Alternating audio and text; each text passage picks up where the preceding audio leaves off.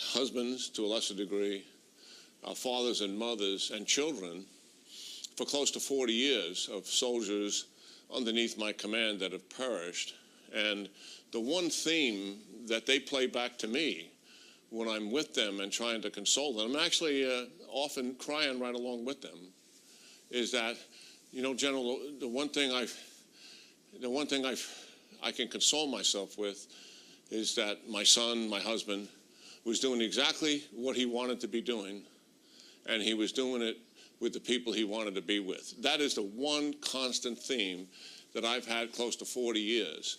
And that is why General Kelly, when President Trump asked him, what should I say, General Kelly gave him that to say, because it was the consolation that was provided to him by the chairman of the Joint Chiefs, his best friend Joe Dunford, when his own son was killed. So I totally disagree with that characterization.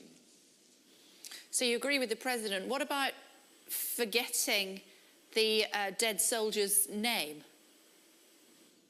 I have no idea what took place in that conversation, and I will take her at face value. I'm certainly not going to challenge anything that a soldier's wife has to say under these circumstances and the grief that she is dealing with. I respect who she is, and I suffer for her loss. Why didn't the president say that, I wonder? Oh, come on. Can we stop this conversation and get on with something else, sir, please? we can't. No, we want to know exactly what you think about this, sir.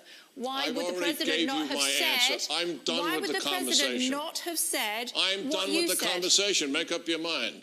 So you're going to walk out if we continue to talk about this conversation? Is that what you're saying?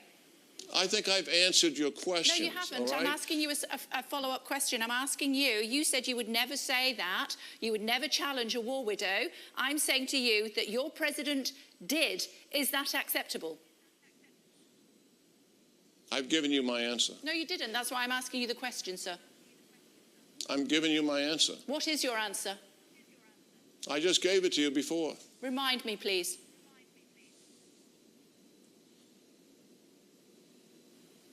Remind me, please, if you would, sir.